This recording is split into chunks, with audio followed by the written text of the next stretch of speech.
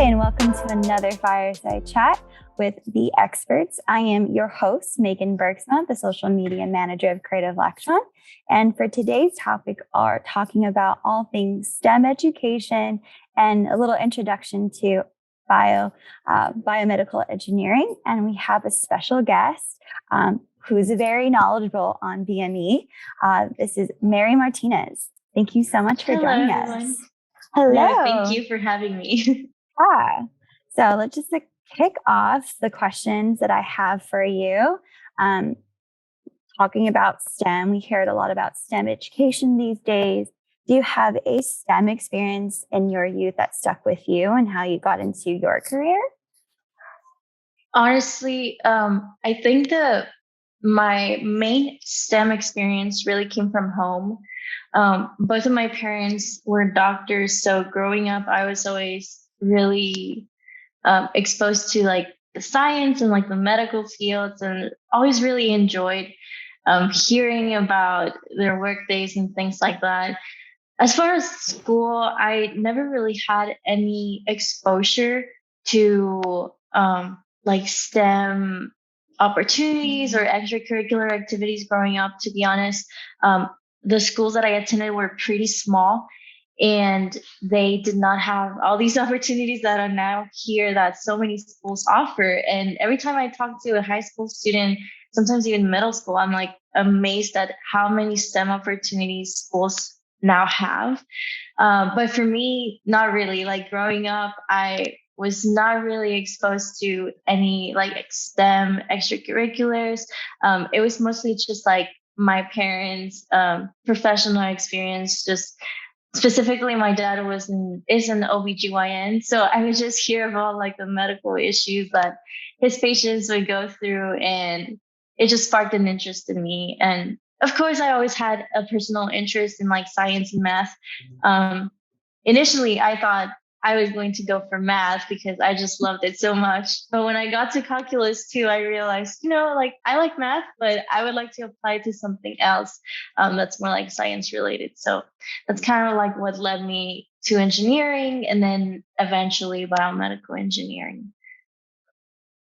That's a pretty interesting life that you were fortunate enough to be able to be exposed. I know that your dad was is it OBGYN? And I looked on your YouTube that your mom's a general doctor. So being able to get that exposure, and now that there is a big push for STEM education these days, how do you think that like education, like from like when we were very little, how would you recommend people, girls, boys trying to get into science at an early age? How would you have done that differently with your education and opportunities for when you were going to school besides college? Yeah. I think I would definitely encourage any parents or young students who are even like a little bit interested in science or STEM in general to search those opportunities outside of school, because the classes that you take can only offer you so much. And this is true for college as well, and same for high school and middle school. I think as a student, it's really easy to just focus on your classes and don't really think about the outside experience that you could get. But I think any experience that you're able to get outside of school is so, so important. And it just provides you with a rich knowledge of science, engineering, math. Like I feel like school teaches you the concepts, but doing those extracurricular activities like robotics, any sort of like lab experience or anything really, is always going to be more hands-on and just really prove or make you exercise that knowledge that you learned in school. So I would definitely encourage, like, I know when the kid, if you're a young kid, maybe you don't really know exactly what you want to do when you grow up.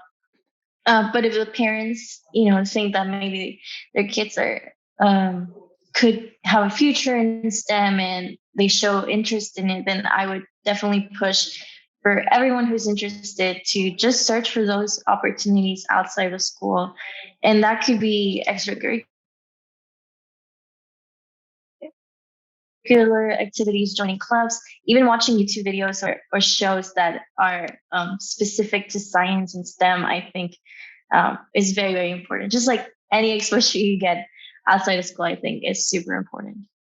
Yeah, to piggyback on that, and like, our value as a company is curiosity, and that really does come from just being able to, like, oh, I'm curious of how to solve this in this angle.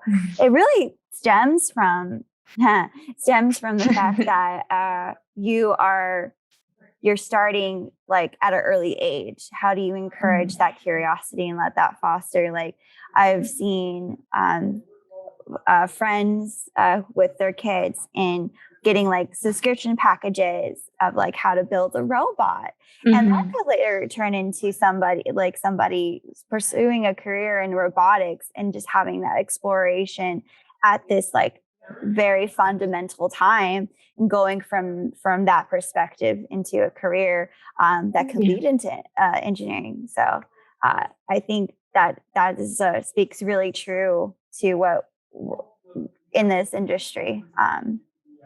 And kind of moving on to my next question for you is, as an engineering student, what attracted you to biomechanical engineering? And while on that topic, can you go ahead and define what biomechanical engineering is all about?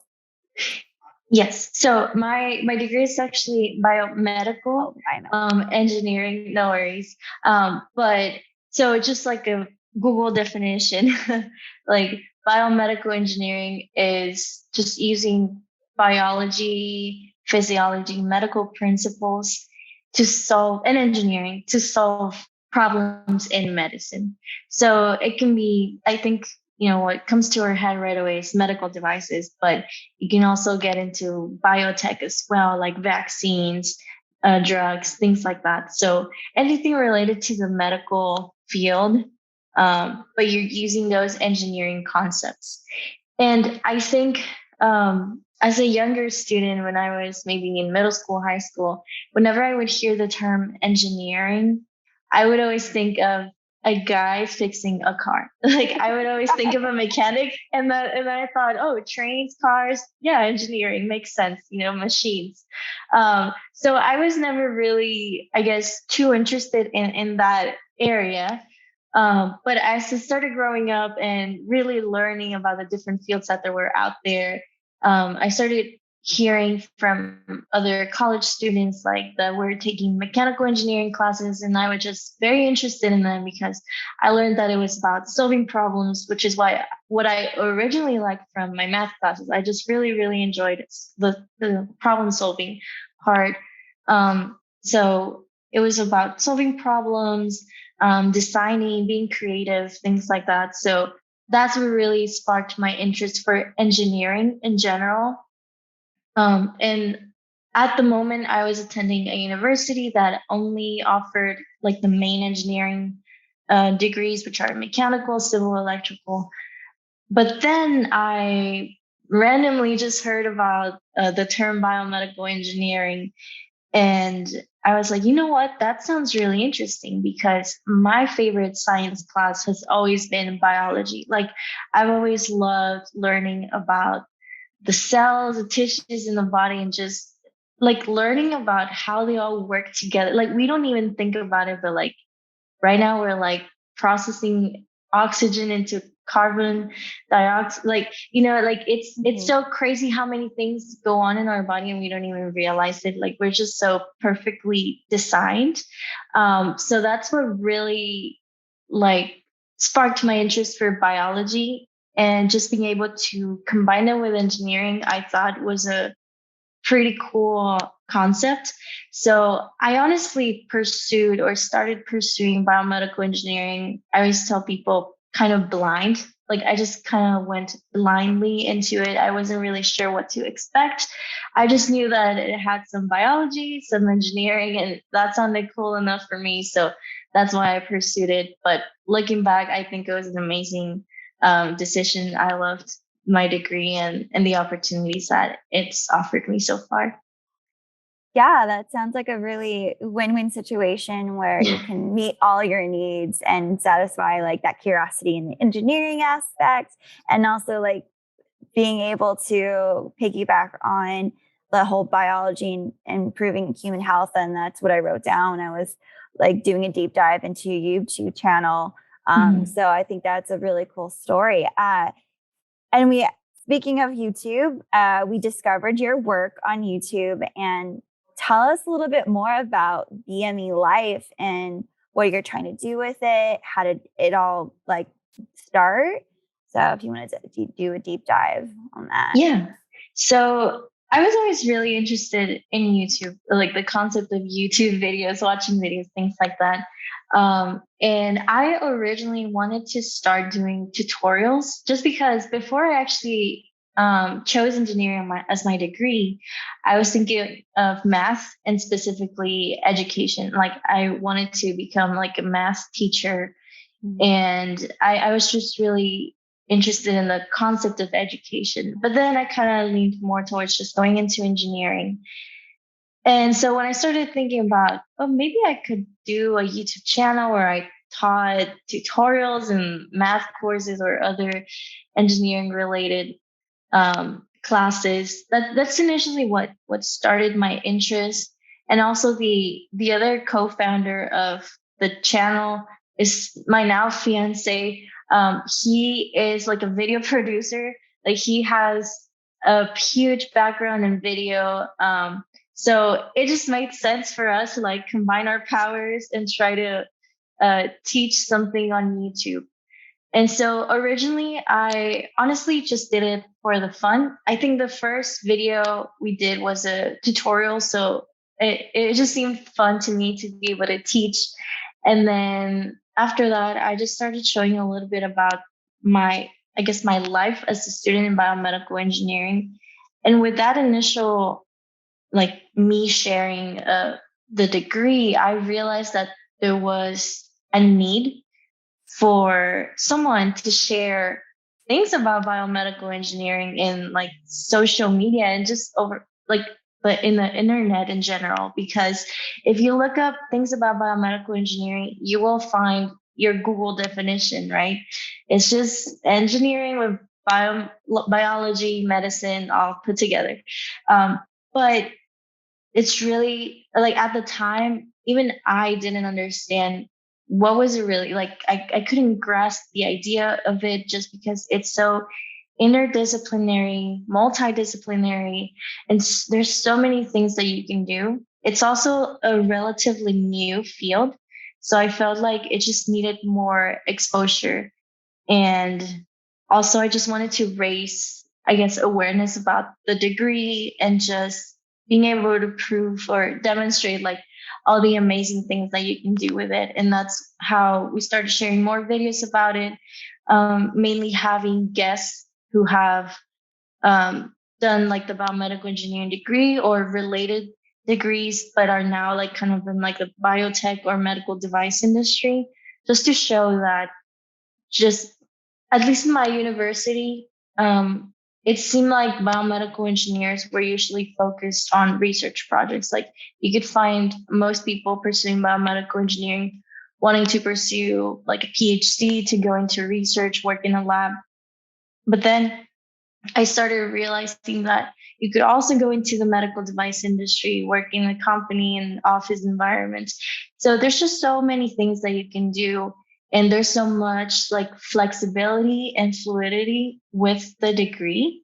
I just really just wanted to share. And as I was sharing, I think I found an audience that really needed help in understanding what it was, understanding what you could do with it. So yeah, I think that's our purpose right now, just to inform and encourage people to pursue this degree. Um, and in the future, we just really hope to keep doing this. I think the channel will definitely kind of transition with me, just because in the beginning it was more about sharing about my college experience and the classes that I took and study advice and things like that. But now that I'm transitioning into the professional industry, I would definitely want to incorporate more about like the medical device industry, things like that, and eventually branch out to the other fields of biomedical engineering. So yeah, I think it'll definitely grow, but we've had a really good community, I think, with it. We've been able to find. Yeah. You definitely seem like you passed the way into this like unknown territory.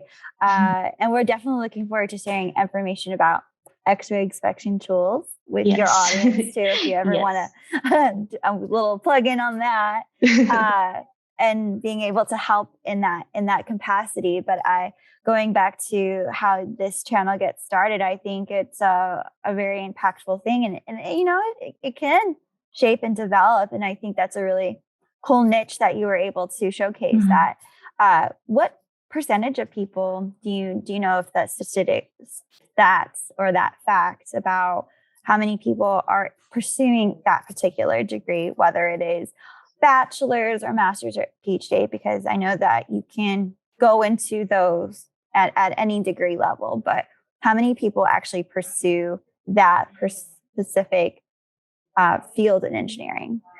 That's a great question. I don't think I could give you like specific statistics, but I can tell you from experience. For example, like my graduating class of biomedical engineering, bachelor's, was only like 36 people in total. Compared to like the mechanical engineering classes, like there were hundreds of students. So it's definitely a very small, it's still an upcoming degree, in my opinion. Like it's still relatively small. So yeah, we could definitely see that with just like the size of our graduating class. And then when it comes to, should you pursue a bachelor's, master's, PhD, I would say that about half of my graduating class, most of us, or half, like with our bachelor's, we just came into the industry. And then the other half, I would say, is a mixture of maybe from that other 50%, I would say like 75% of them pursued a PhD, and then the rest pursued a master's degree. So people always ask, like, do you need a master's? Do you need a PhD with this degree? Are you okay with a bachelor's? It really depends on what you want. And, if, for example, if you think you want to pursue academia, be a professor, work in a research lab, then PhD is highly encouraged. But if you're more thinking of the industry, like the medical device industry, I think a bachelor's is definitely sufficient, but you could also do a master's to just further your education and get more like executive level kind of positions. I do encourage people to not jump into the master's right away, just from things that I've heard from my peers or even my bosses, like throughout my professional experience. They always say, like, yeah, it's better to finish your bachelor's, go into the industry, and really see what you like in there. That way you'll have a better idea of what you'd want to pursue as a master's, if you are interested in pursuing a master's. So I would definitely encourage anyone who's thinking of a master's to first have some industry experience, because I think it's really important. You never know, like you might change into adding a little bit of business into your degree, or maybe electrical engineering. Like there's just so many options. It's not like, oh, you did bachelor's in BME, then you need a master's in BME. Like you can combine so many good ingredients to just create a really nice. And I think that's a really great opportunity to not only have like that engineering perspective, but if you want to be able to get into your bachelor or master's in a different degree, it does go hand in hand and pursue a different avenue. You don't have to like stay in this like engineering role. You can move up into like a manager role, or being able to help develop like more bigger ideas and being that like game changer. So very insightful. I do have one last question before we part.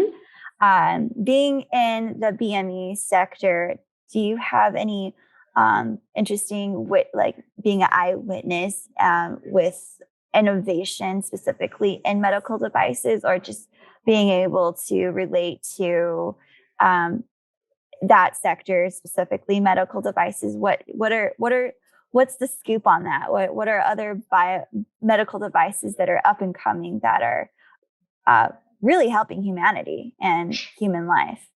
Yeah, I think that's personally the best part of being a biomedical engineer, just being exposed to all these cool medical innovations. Personally, when I was still a student, I was doing an internship with this medical device startup, which is also something I would highly recommend to students to join a startup if they can. I think working at a startup is one of the best things you could do just because it gives you exposure to different areas. But anyway, this startup was developing, not sure how much I could say, but I think in their website they say that it's a negative pressure wind therapy device for orthopedic indications. So just for a little bit of background, like negative pressure is basically like a vacuum. And it's been used for wound healing for decades, I believe. And it's just like applying that vacuum negative pressure to an open wound really stimulates the cell to like activate and start the healing process. So that's kind of like the science behind that. And so this company is kind of pioneering that technology and science, but in other kinds of indications, specifically like orthopedic. So I definitely had, that cool exposure to something innovative when I was still a student. Now that I've graduated and joined, so I'm currently working at a regulatory and quality consulting firm. So we do work with a lot of startup companies, and that just means innovation everywhere, of course. I think the best part of my job currently is really just being able to work with so many cool medical device startups with that have, I mean, you can work on things like sutures, like innovative sutures, to like innovative AI technologies.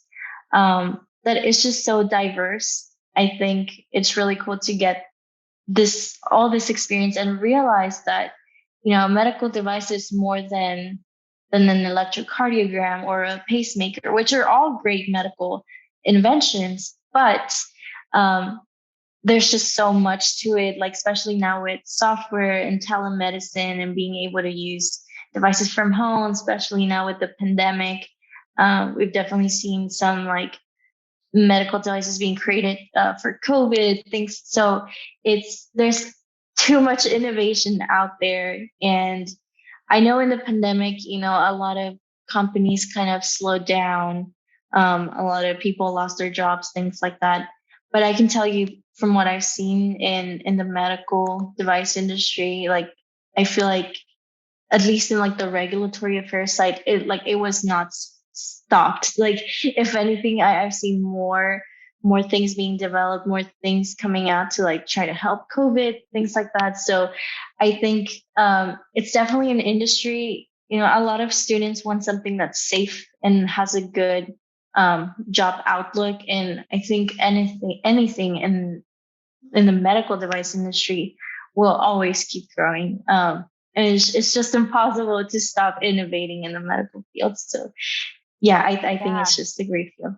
And it's a good business for us if once Yeah. medical devices are being innovated, we're there to help out and quality testing and assurance and all that. And I think that's taking basically literally the epitome of when life gives you lemons, you make lemonade. Like you're stuck in this situation, and that's where like, okay, that curiosity, that being stuck in a bubble, being able to like, how do I get myself out of this situation? And that's where like innovation starts. And this is like the whole like opportunity to hone in on being able to introduce really innovative products that help humans, and being in an industry where we can also help make sure that these are quality devices. And Right. being able to really support care and being able to really make an impact in somebody's life. So very interesting stuff. You make me want to like question where I want to go into marketing. I should have like gone into engineering. Hey, well, there's a lot of like engineers that eventually go into marketing, you know, like a lot of these things like go hand in hand, and like it's so crazy. Yeah. I think there's always going to be opportunities to like be if you have a really cool challenge or a really cool idea. Like I always say, remember me. I'm in marketing. I can help with branding. Yes, Well, thank you so much, Mary, for joining in on this fireside chat.